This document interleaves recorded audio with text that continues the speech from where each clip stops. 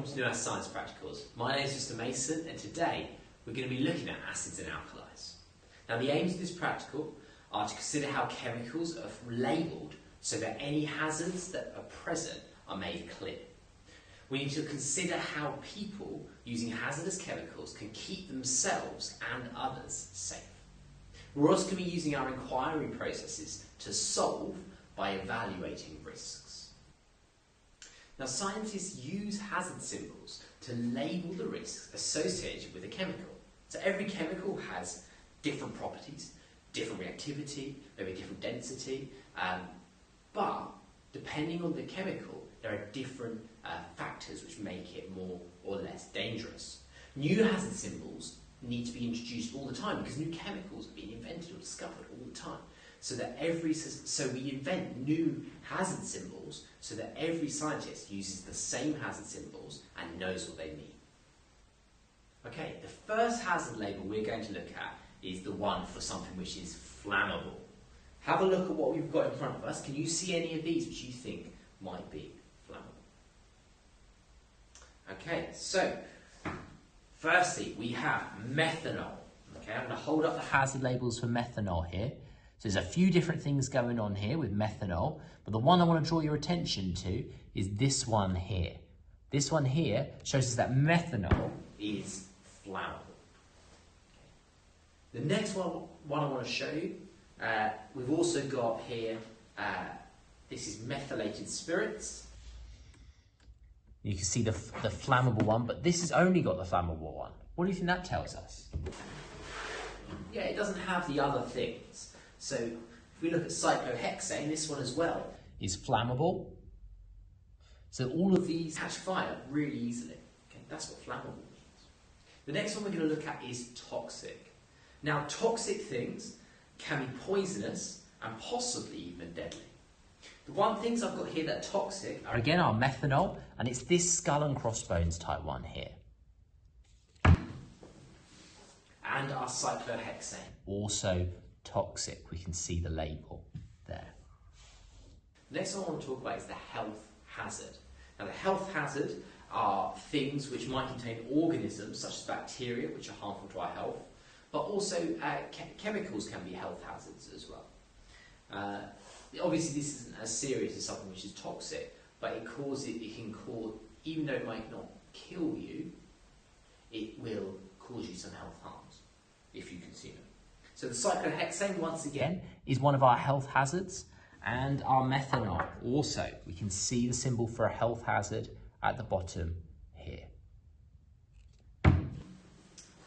The next one is something which requires caution. So these are often irritants. They can make your skin itch. They're low hazard substances, things which require caution.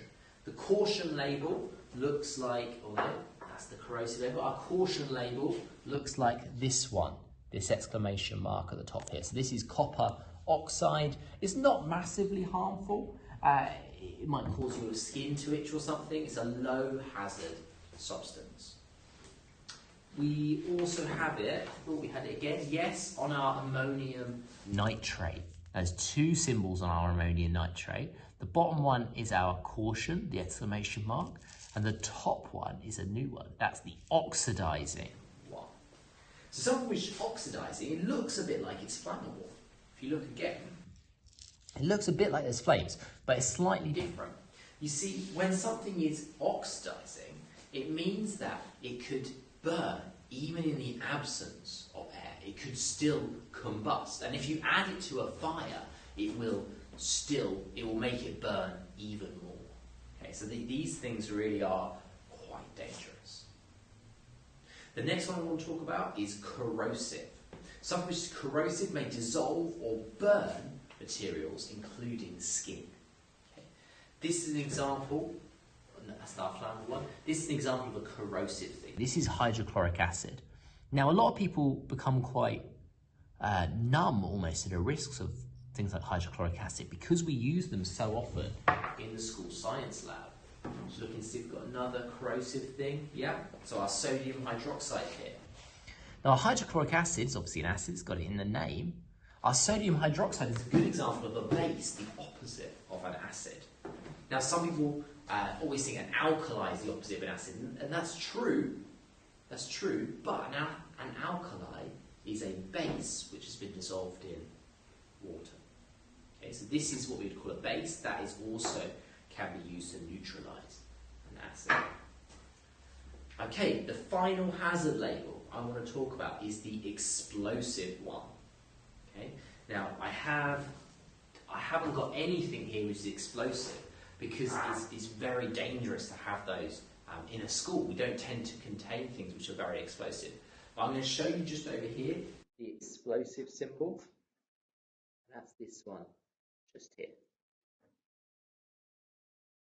One extra one I want to talk about actually is the environmental hazard. I haven't mentioned this one, but the environmental hazard is an interesting one because it includes substances that are toxic to aquatic organisms or may cause lasting harm, lasting environmental harm. Okay.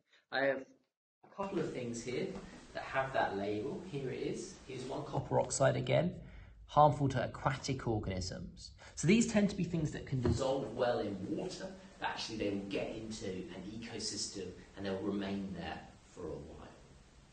This has been a NUAS Science Practical on hazard labels. My name is Mr. Mason. I look forward to seeing you next time for the next NUAS Science video.